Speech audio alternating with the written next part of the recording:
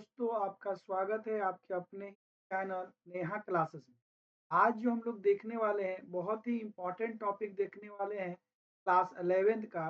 ठीक है, kinetic theory of gases से रिलेटेड टॉपिक देखने वाले हैं। ठीक है, और इसमें मैं इतने अच्छे से समझाऊंगा कि आप एक बार देखेंगे तो हम मेरा उम्मीद है कि आपको बहुत हद तक बातें समझ में आएगी। इससे पेशेंस से देखिए और तो समझने की कोशिश कीजिए।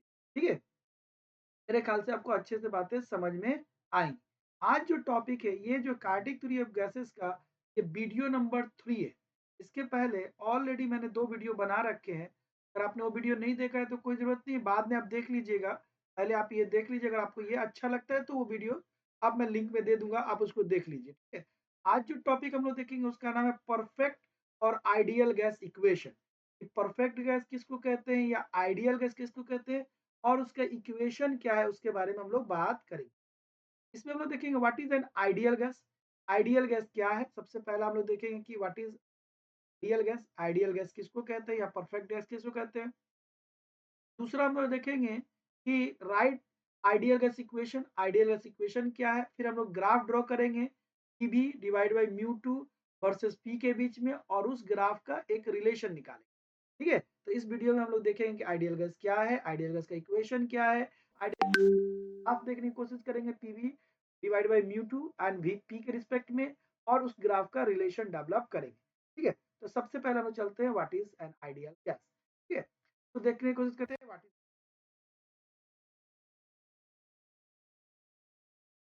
आइडियल गैस या ideal gas.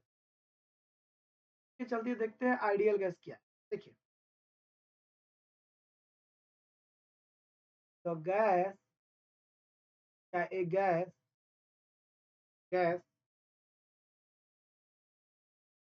Which full fill fulfils fulfils एल के जगह पर होगा, fulfils the following condition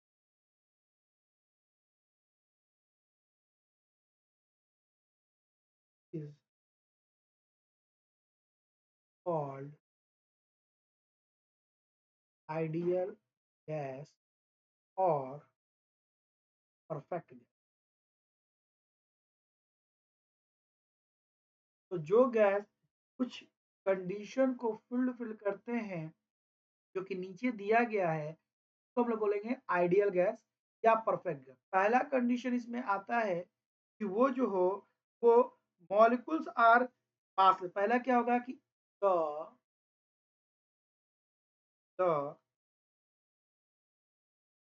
molecules of the gas are considered as point masses. तो जो उसके मॉलिक्यूल्स होंगे उनके के मास को हम लोग मानेंगे पॉइंट मासेस। क्या मानेंगे? Point masses. पॉइंट मासेस का मतलब क्या? बहुत छोटा मास। पॉइंट मास को अगर हम लोग दूसरे तरह में डिसाइड करें तो इसका क्या मतलब होगा कि उसके पास क्या होगा, है ना। मतलब अगर उसका पॉइंट मास का मतलब कि साइज बहुत छोटा होगा, size is very small, approx negligible.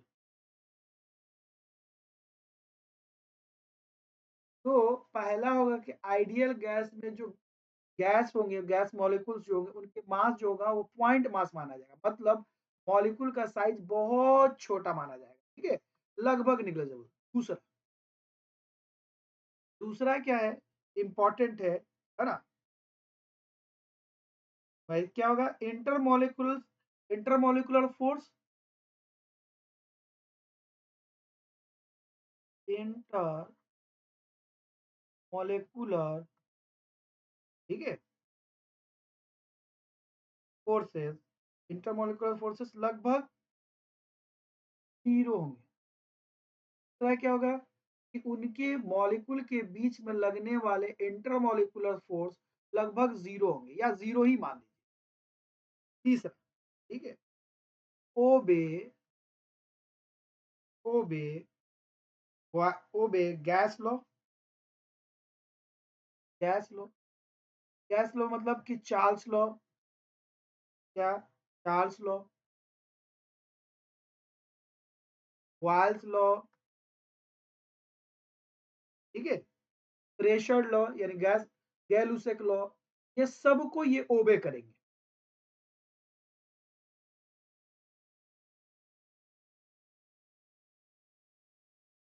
Pressure, तो क्या हुआ, पहला हम लोगों ने कहा कि आइडियल गैस किसको कहिएगा, तो आइडियल गैस ये फॉलोइंग कंडीशन मानेंगे। पहला, उनका मास पॉइंट मास होगा, यानी उनका मास जो होगा यानी उनका साइज जो होगा लगभग लगभग निग्लिजिबल होगा, ठीक है। दूसरा, उनका इंटरमोलिकुलर फोर्स जो होगा 0 के बराबर होगा, यानी 0 ही होगा। तीसरा, वो जो होंगे गैस लो यानी बॉयल्स लो, चार्ल्स लो, प्रेशर लो को ओबे करेंगे। ये सब जो करेंगे उसी को हम लोग कहेंगे आइडियल गैस। तो एग्जाम में आपको आता है कि व्हाट इज आइडियल गैस, तो आपको लिखना है कि the gas which obey following condition, it has point mass मतलब very small mass, negligible mass, intermolecular force is 0, है ना, और obey gas law is known as ideal gas, ठीक है, या परफेक्ट गैस, ठीक है। अब नेक्स्ट है what is ideal gas equation. अब हम लोग देखने जाते हैं आइडियल गैस इक्वेशन, ठीक है। तो अब हम लोग देखेंगे आइडियल गैस इक्वेशन के बारे में हम लोग देखने की कोशिश करेंगे, ठीक है। तो हम लोगों ने पहला टॉपिक देख लिया है ना, अब आते हैं आइडियल गैस इक्वेशन, ठीक है।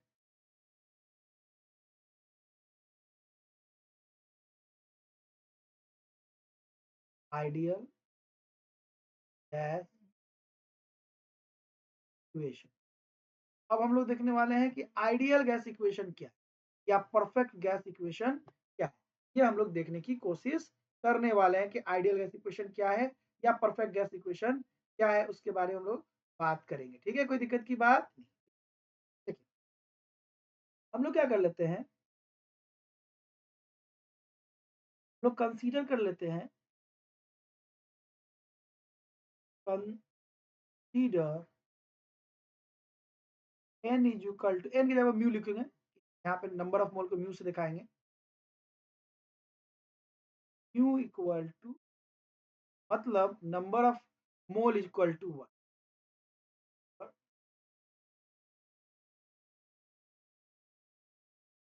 हम लोगों ने एक ऐसा गैस लिया कि जिसमें नंबर ऑफ मोल कितना है, 1 के बराबर, कोई दिक्कत की बात नहीं।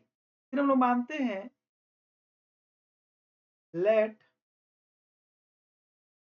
P1 P1 and T1 P1 V1 and T1 be the initial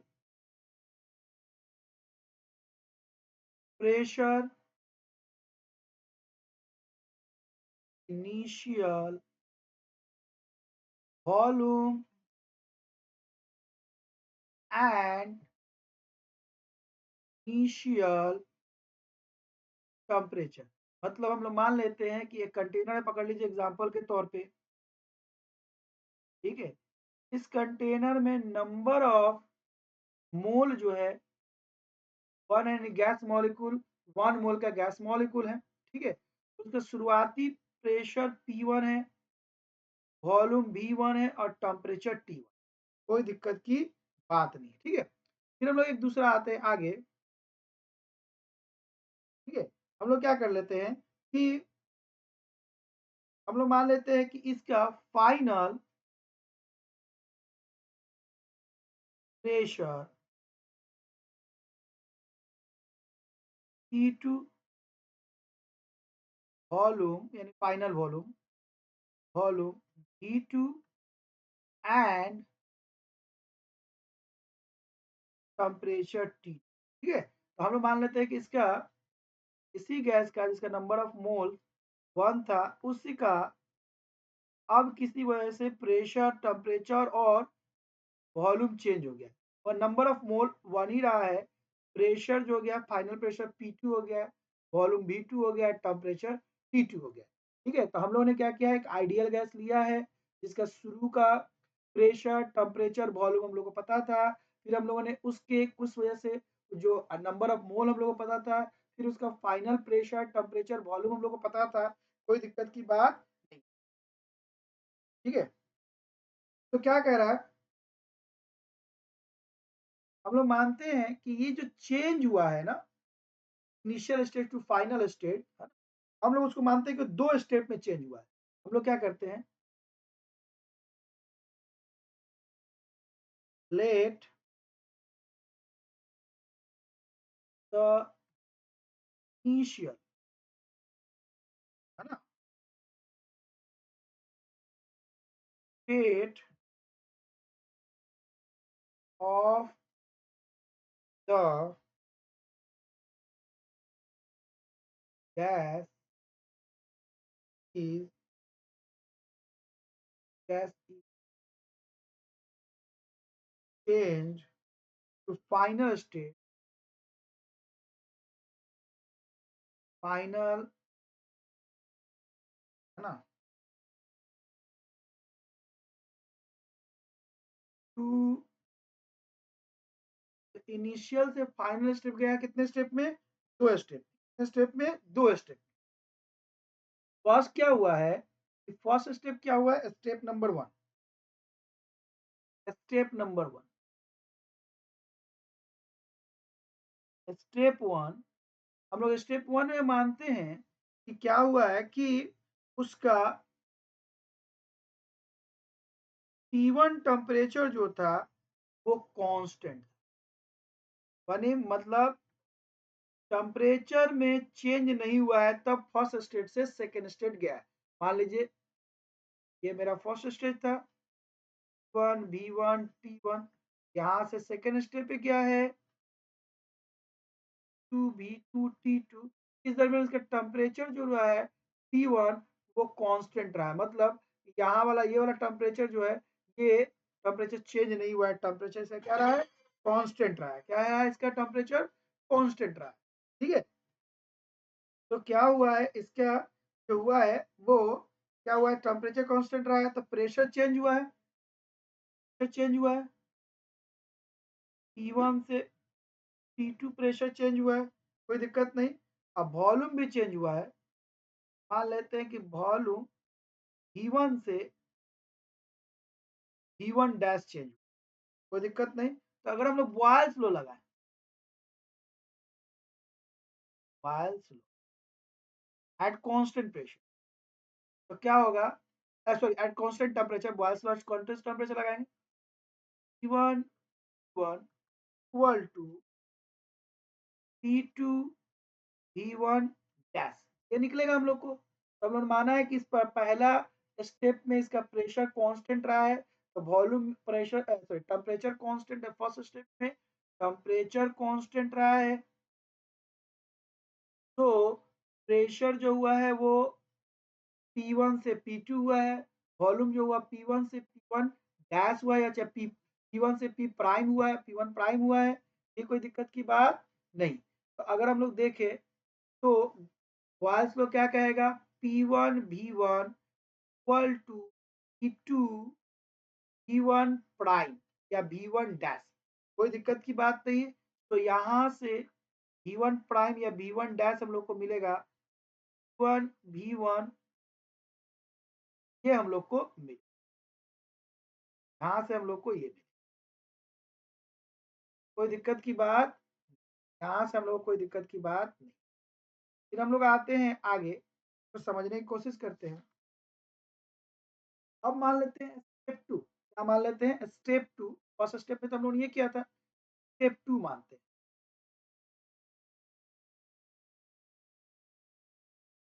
step 2, कोई दिक्कत की बात नहीं। इस बार स्टेप 2 में हम लोगों ने क्या किया है कि P2 को फिक्स कर दिया है, कांस्टेंट कर दिया। इस बार हम लोगों ने क्या किया है, P2 को कांस्टेंट, ठीक है। पहले वाले में हम लोगों ने क्या किया था, पहले वाले में हम लोगों ने P1 को कांस्टेंट किया था, यहाँ पे हम लोगों ने क्या किया था, P1 को कांस्टेंट किया, यहाँ पे हम लोगों ने P2 को कांस्टेंट कर दिया। तो इस पीरियड में टेम्परेचर में चेंज हुआ, टेम्परेचर में क्या चेंज हुआ, टेम्परेचर T1 से T2 हुआ, कोई दिक्कत की बात नहीं, ठीक है। अब वॉल्यूम में क्या चेंज, वॉल्यूम में चेंज हुआ, मेरा वॉल्यूम में चेंज हुआ T1 प्राइम से T2 चेंज हुआ, ठीक है। तो पहला में हम लोगों ने टेम्परेचर कांस्टेंट रखा था और बॉयल्स लॉ लगाया था, और हम लोगों ने V1 प्राइम का वैल्यू निकाला था। दूसरे में हम लोगों ने प्रेशर कांस्टेंट रखा, टेम्परेचर को चेंज होने दिया और वॉल्यूम को चेंज होने दिया।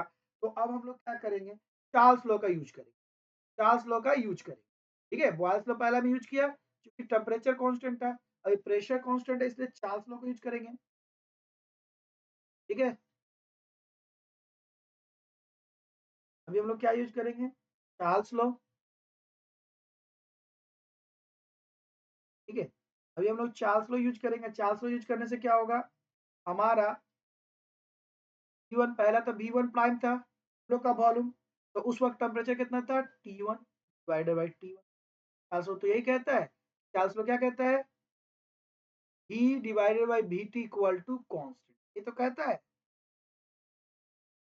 कोई दिक्कत की बात नहीं। तो V1 prime divided by T1 equal to V2 divided by, क्या हुआ, चार्ल्स लॉ, यहां से हम लोग को ने V1 प्राइम निकाला, 1 prime equal to 2 V1 V2, ये हम लोग को मिला, ये आ गया V1 प्राइम, और ऊपर में भी हमारे पास एक V1 प्राइम था।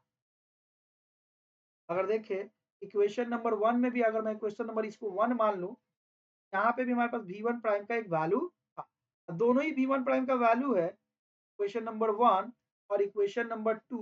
इक्वेशन नंबर 1 में V1 प्राइम था P1 V1 divided by P2, equation number 2 में V1 प्राइम है P V2 T1 divided by T2, दोनों ही बेसिकली V1 प्राइम का वैल्यू है।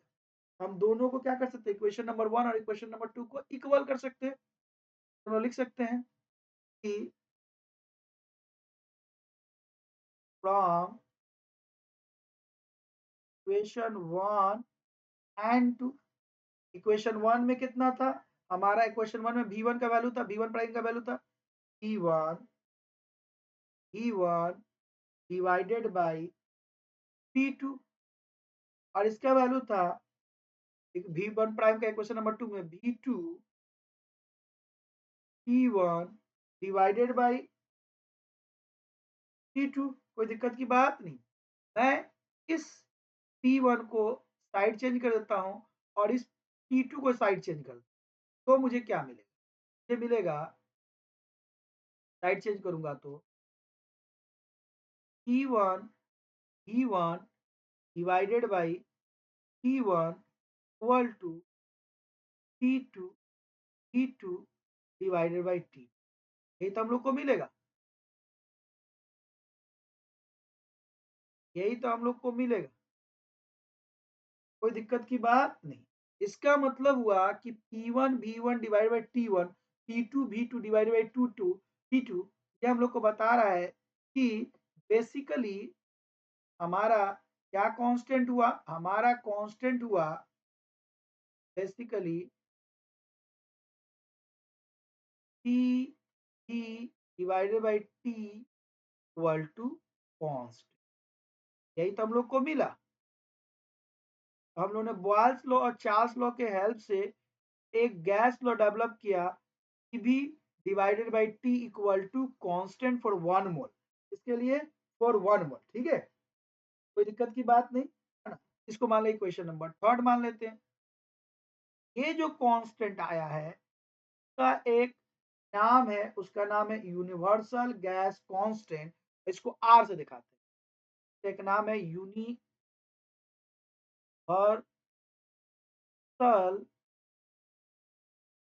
गैस कांस्टेंट, इसको किससे दिखाते हैं, आर से।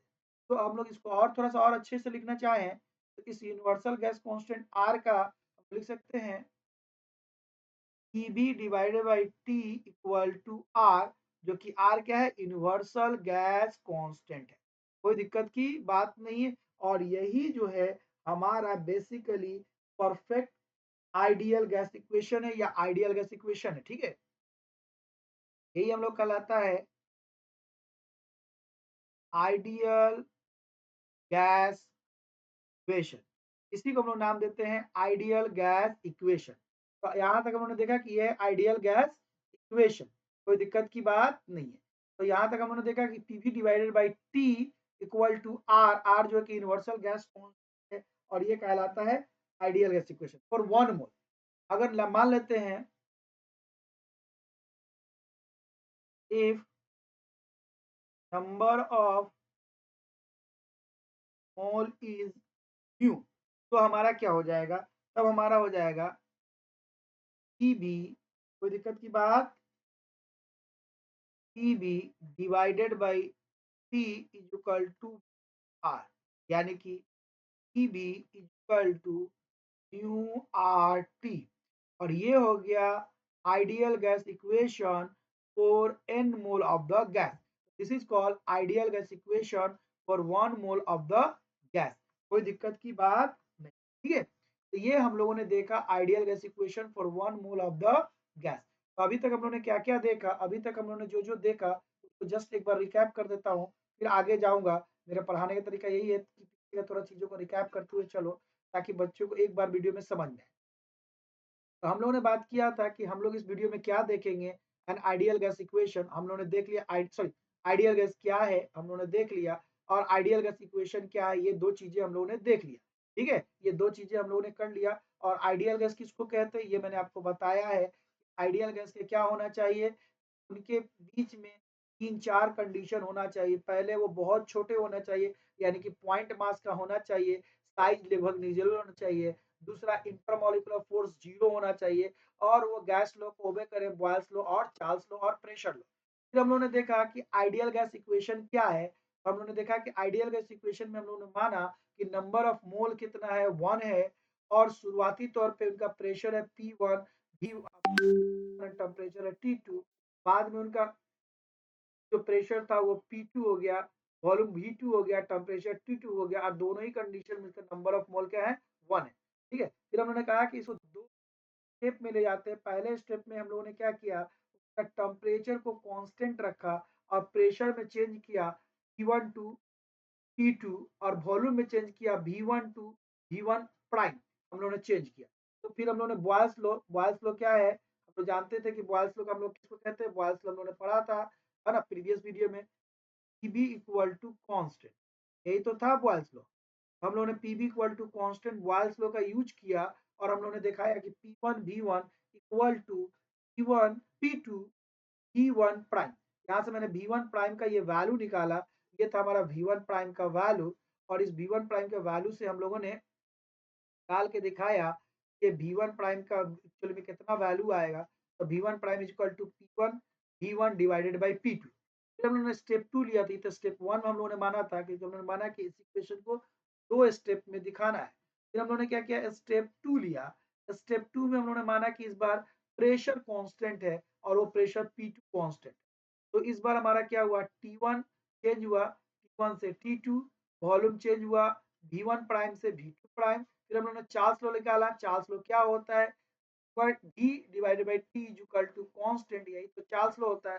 चार्ल्स लॉ का हम लोगों ने यूज किया, और हम लोगों ने दिखाया कि V1 prime V1 prime divided by T1 equal to V2 divided by T2। यहाँ से मैंने V1 प्राइम का वैल्यू निकाला, और इक्वेशन नंबर 1 में V1 प्राइम का वैल्यू था, और इसको इक्वेशन नंबर 2 माना। फिर इक्वेशन नंबर 1 और 2 को इक्वल कर दिया, तो हम लोग को मिला P1 V1 divided by T1 equal to P2 V2 divided by T2। और इसके हेल्प से हम लोगों ने क्या निकाला कि PV divided by T, help से हम लोगों ने क्या निकाला, PV divided by T, help से हम लोगों ने निकाला P divided by T equal to constant. और इसी को हम लोगों ने बोला गैस आइडियल गैस इक्वेशन। और इस कांस्टेंट का नाम हम लोगों ने रखा यूनिवर्सल गैस कांस्टेंट। इस कांस्टेंट का नाम क्या रखा हम लोगों ने, यूनिवर्सल गैस कांस्टेंट, जो कि R के बराबर था, यानी कि Pv divided by T equal to R। और यही हुआ ideal gas equation for 1 mole. फिर n मोल हम लोगों ने ले लिया, यानी म्यू ले लिया, तो हमारा ideal gas equation of P equal to nRT। इस तरह से हम लोगों ने आइडियल गैस इक्वेशन भी देख लिया और व्हाट इज आइडियल गैस देख लिया। ठीक है, अब नेक्स्ट हमारा जो टॉपिक है वो क्या है, ग्राफ। अब हम लोग चलते हैं ग्राफ को देखने की कोशिश करते हैं। ठीक है, उस ग्राफ को, ये ग्राफ जो होता है एनसीईआरटी में ग्राफ दिया है, बहुत ही इंपॉर्टेंट है, तो हम लोग देखने की कोशिश करते हैं ग्राफ। ठीक है, ग्राफ किसके बीच में देखने की कोशिश करते हैं, हम लोग देखने की कोशिश करते हैं third number topic. Third number topic, graph between TB divided by mu T versus, ये ग्राफ हम लोग देखने की कोशिश है। तो क्या हम लोग ग्राफ देखने की कोशिश करते हैं, हम लोग देख रहे हैं कि के बीच हम लोग ग्राफ जब देख रहे हैं, जस्ट थोड़ा सा इसको एडजस्ट कर, थोड़ा सा बस। ये जो ग्राफ देखने की कोशिश करते हैं, हम लोग देखते हैं, हम लोग लिख रहे हैं, क्या लिख रहे हैं, जब हम लोगों ने ग्राफ बनाया, graph between P divided by mu to and P, तो हम लोग को क्या स्ट्रेट लाइन मिला, क्या मिला, हम लोग को क्या मिला, स्ट्रेट लाइन मिला, क्या मिला, स्ट्रेट लाइन, क्या मिला, स्ट्रेट लाइन। यानी कहने का मतलब, अगर मैं ऐसे लिखूं,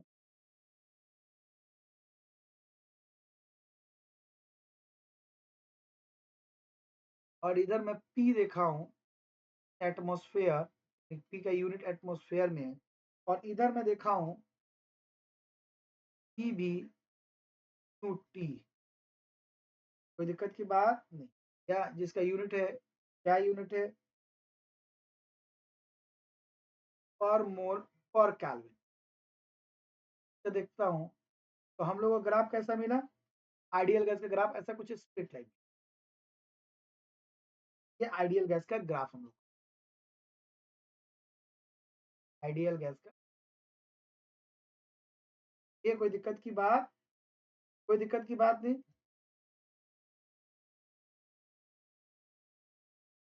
हम लोगों ने फिर क्या किया, ये तो ठीक है आइडियल गैस क्वेश्चन, अब बात करते हैं रियल गैस, रियल गैस, अब हम लोग बात करते हैं रियल गैस।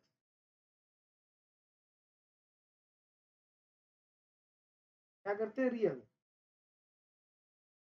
जब हम लोग रियल गैस का ग्राफ खींचते है ना, एट डिफरेंट टेम्परेचर और प्रेशर, तो हम लोग देखते हैं कि रियल गैस जो होता है इस ग्राफ को बहुत दूर है, समझ में आ रहा है, मतलब अगर हम लोग और डिफरेंट डिफरेंट टेम्परेचर पर ग्राफ जब खींचते हैं रियल गैस का, तो हम लोग क्या देखते हैं, हम लोग क्या देखते हैं, हम लोग देखते हैं, अगर मान लो कि टेम्परेचर T3 से बड़ा है, T2 से बड़ा है T1, हम लोग देखते हैं कि जब T3 का ग्राफ खींचते हैं, ये आइडियल गैस इक्वेशन से बहुत ही पूरा ऐसा कुछ ग्राफ आ रहा है। T3 यानी लो टेम्परेचर पे अगर रियल गैस का एक ग्राफ खींचते, ये real gas, real gas low temperature खींचते हैं, तो देखते हैं आइडियल गैस से इसका बहुत ज्यादा ही दूरी है। ठीक है, फिर थोड़ा सा टेम्परेचर और बढ़ा देते हैं, T2 कर देते हैं, तब हम लोग ग्राफ खींचते हैं, तो हम लोग देखते हैं कि ये थोड़ा सा रियल गैस की तरफ बढ़ा, ये कोई दिक्कत की बात, T2 टेम्परेचर और बढ़ा देते हैं, टेम्परेचर और बढ़ा, टेम्परेचर और बढ़ा,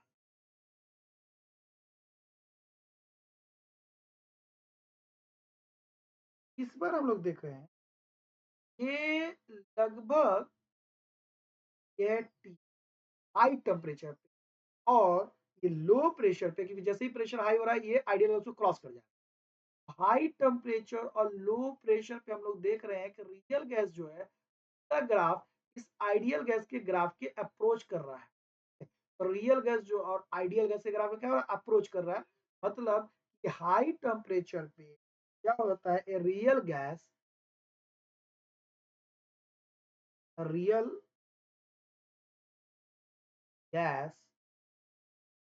behave as an ideal gas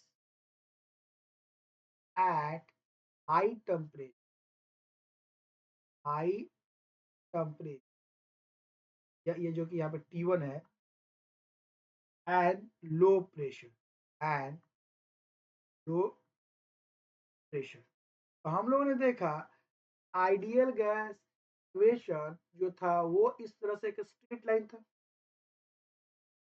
ये स्ट्रेट लाइन था आइडियल गैस इक्वेशन का ग्राफ, इसके versus PV divided by mu T के वर्सेस और पी के वर्सेस निकाला था हम लोगों ने, ठीक है।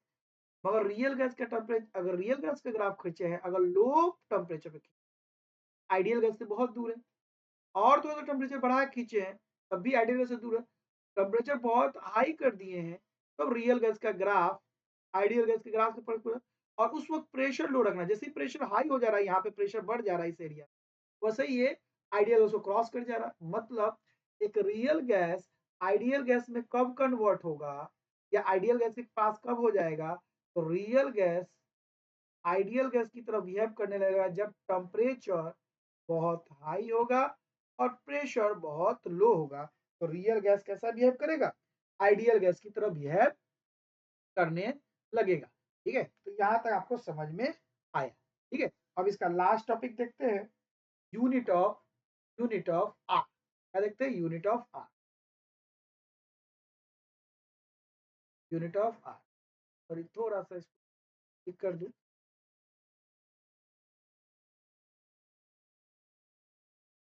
ठीक है। अभी देखते हैं यूनिट ऑफ आर, ठीक है। S I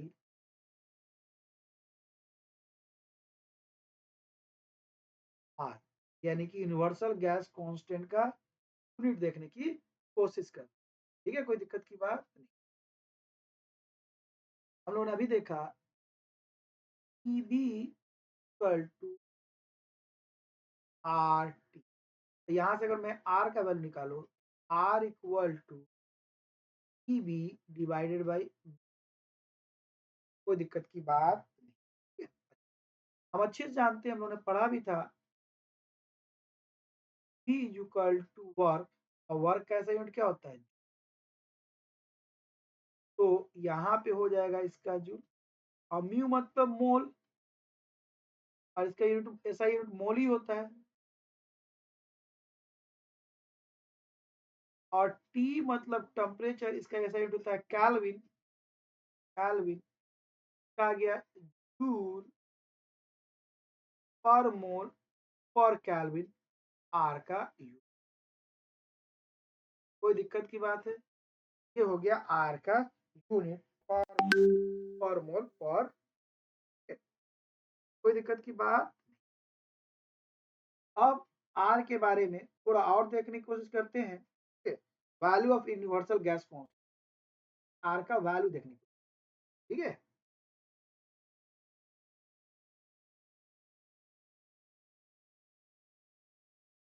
value of R, universal gas constant का वैल्यू देखना, तो फॉर वन,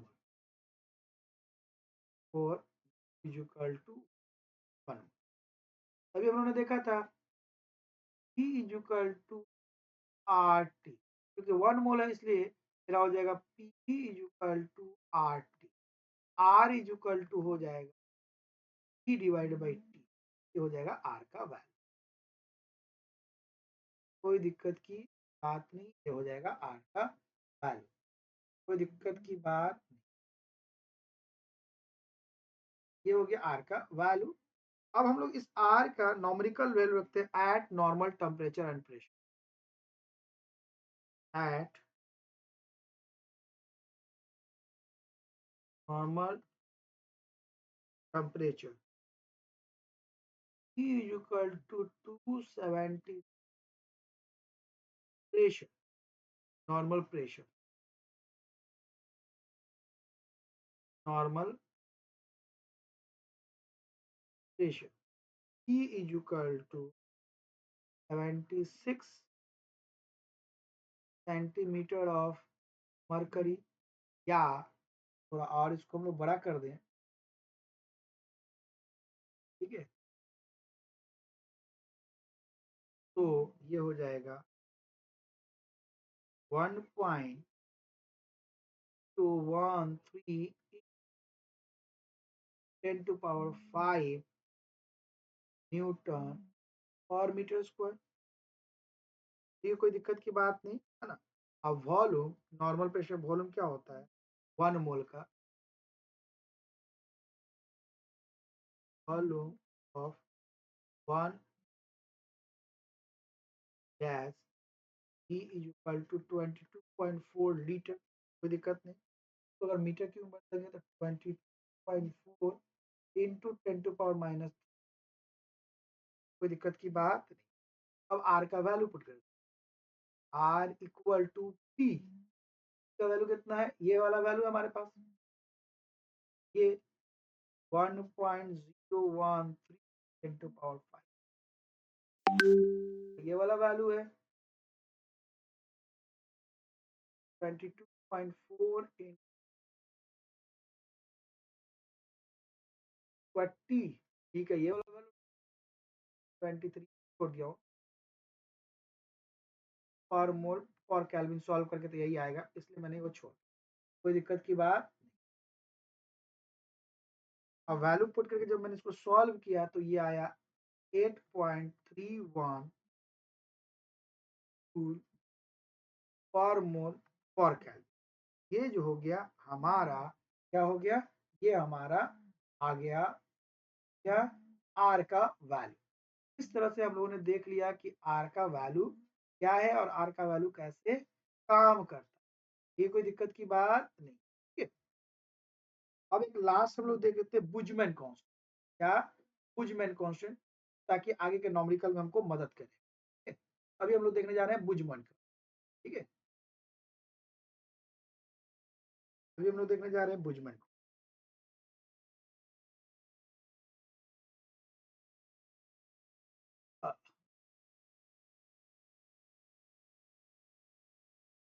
बुजमैन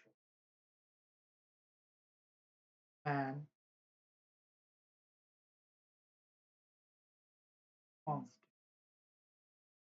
बुजमैन कांस्टेंट क्या है, एक रेशियो है, बेसिकली बुजमैन कांस्टेंट क्या है, एक रेशियो है।